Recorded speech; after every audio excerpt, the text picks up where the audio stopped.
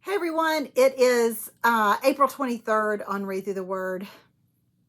I love it when things rhyme. It just makes me smile. I'm Wendy Pope. I hope you guys are doing great today. I'm gonna do something a little bit different today in our time together. I'm gonna share a little bit of my story. Some of you may have heard this. Some of you may have heard bits and pieces of it. I don't know. I struggled with the key verse that the Lord took me to, that I believe the Lord took me to, because I'm not one that likes to share personal stories. Not because I don't trust y'all. It's just because none of this is about me. And I never, ever want to make it about me. But I do feel compelled to tell a little bit of a testimony, part of my testimony. Because when I looked at our key verse and saw that Michal, the daughter of Saul, looked down from her window when she saw David leaping and dancing before the Lord, she was filled with contempt for him. Now that word contempt means to raise the head loftily and disdainfully. And the Lord posed this question as I was listening to him. Am I filled with contempt when I see others freely and unashamedly worship and living for God? Let me take you back many, many years ago. It was over 24 years ago, when it was a time in my life when I was not chasing hard after God. I was pretending to, going to Bible study, filling in my blanks. Maybe I shouldn't say wasn't trying hard. Okay, just scratch that. Jury, disregard that. But I went to an event that was at the time when Beth Moore, when I followed her, and it was a long time ago, like I said, 24 years ago, when she was, before she ever really got big, she was speaking in churches and had written a few Bible studies, and my life was in a mess, and my happily ever after was not there. And I asked some girls, did they want to go? So we drove to Baltimore from, no, it was somewhere in Maryland, but it wasn't Baltimore. Anyways, we ended up there.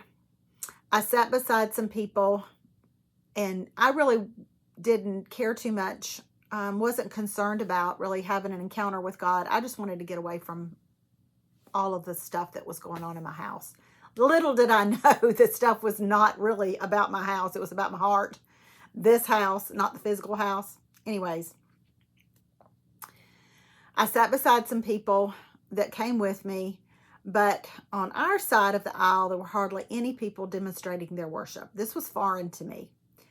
And please know, I am not judging anyone. I'm not Michal. I'm not looking down at contempt for people who are worshiping God and leaping and dancing before God. That is not me. I'm not doing that. There was a season in my life where I did that, and God has called me out on that, and I have been forgiven and set free from that.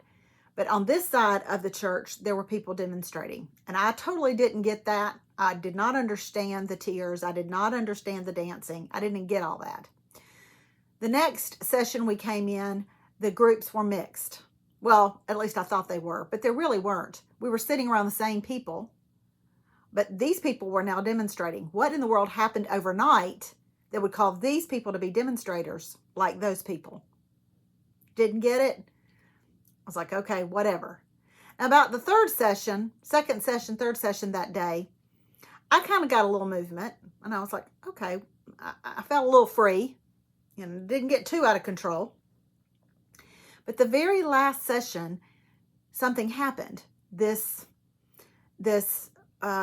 worship leader at the time was Travis Cottrell. He called people up on stage. He said, if you feel like you want to come into worship with me, come up here. So people went up there, and they were dancing. And this was a Church of God, which I am now a member of 25 years later, a Church of God. But I didn't get that at all from the background that I came from. And we were told that dancing was wrong and, all that kind of stuff. Anyways, I'm trying to stay in my time limit, but also stay with what God wants me to say. I was so moved. I could not sing. I could not speak. I was just weeping. Didn't know why. Just was weeping. It was beautiful. I didn't understand it, but my spirit identified with the beauty and the freedom of it. So I just stuffed all that down, got in the car, came home. Because I wasn't going to talk about it. I didn't understand it. But when I came home, it stayed with me. Those visions, those moments, what I saw, what I felt stayed with me. And I remember saying, Lord, I don't understand what is going on here. I don't understand what I saw. But I want what they have. Because here's the thing. They knew a God that I did not know. I have salvation. I have no doubt that I was saved at the time. I know that I was. But I didn't have an intimacy. I didn't have a knowledge that they had of Christ and of God. And I wanted that. And I asked God for that. Lord, this is what I want. I want what they had. I want to know you like they know you. I want to understand that kind of abandon of spirit and that connection to you. And boy, did he start working in my life. I'd encourage you, and I'm not a plugger of books, but I encourage you to grab a copy of Yes, No, and Maybe, Living with the God of Immeasurably More, my second book that was released. The entire testimony that I'm condensing into about 12 minutes is in there. But he began to work on me. Oh, and did he work on me? He showed me my heart was the reason my home was a mess. Part of the reason. There's two people in a home. So I'm not going to take full blame, but I'm going to take a lot of responsibility. And then many years later, I had the opportunity once again to go and hear her again. This is when I was following her. And she was teaching again in Maryland, but this time it was Baltimore. We got on a plane this time, flew. I had my notebook, my pens, and everything. I was ready to go. God had transformed me in those, I don't know, maybe 7 years, 8 years, 9 years, had transformed me. And at the last session, they came back on stage. Beth came back on stage and said, I want us to sing one more song, Travis. Whatever song you want to sing, come back and let's sing it. So he came back and he told the sound people whatever number on whatever CD, whatever. And y'all, it was the same song that was played those previous years when I didn't know what was going on. And in those moments, I felt like David. And I praised him and I worshiped him. And it was a full circle moment for me because I praised him that he answered my prayer. I knew the God that those women knew all those years ago. I say all that, and there's so much more to the story, but I want to make, and I want to call out Michal. I don't think Michal knew God. Not intimately, at least. Not like David did. Because she would not have been in contempt. She would have been on her knees in righteous jealousy for what David had. Or she would have been out dancing with him.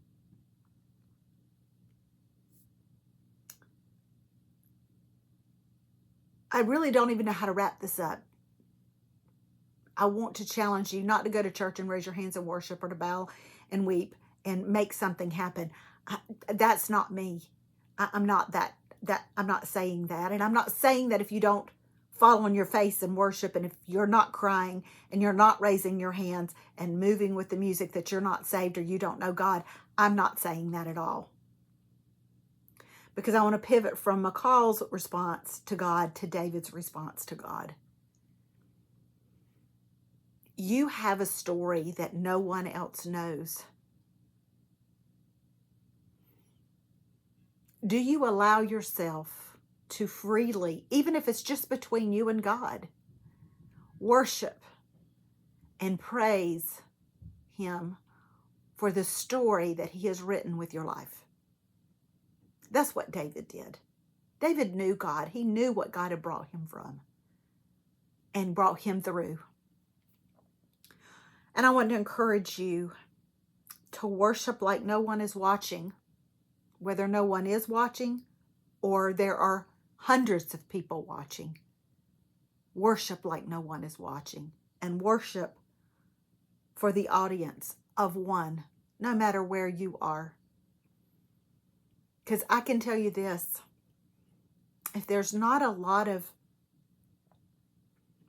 freedom in worship where you are going to church, I wonder if God would call you to be the one to break through. There was a time when I ignored God for 3 weeks in a row at my church. God kept saying, go down to the altar, go down to the altar. I'm like, Lord, this isn't altar time. You know, we don't go down to the altar till the end. It's called the benediction, or the call to whatever, not the invitation. It's called the invitation. We don't go down during this time, Lord. Everybody will look at me. 3 weeks I ignored it. 2 weeks I ignored him. The third week I was like, you know what? I'm not going down there. And I went down there and I looked up and there were people all around me. I'm not praising myself. What I'm saying is, could you be the one that could be leading your church to a place of freedom and worship? Don't hold back.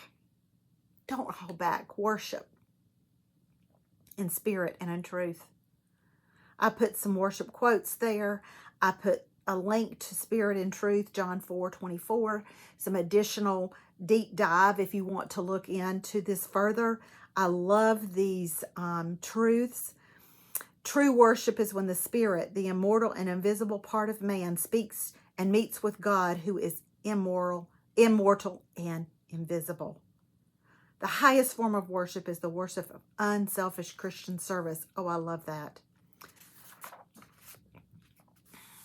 And I believe that in public worship, we should do well to be bound by no human rules and constrained by no stereotyped order.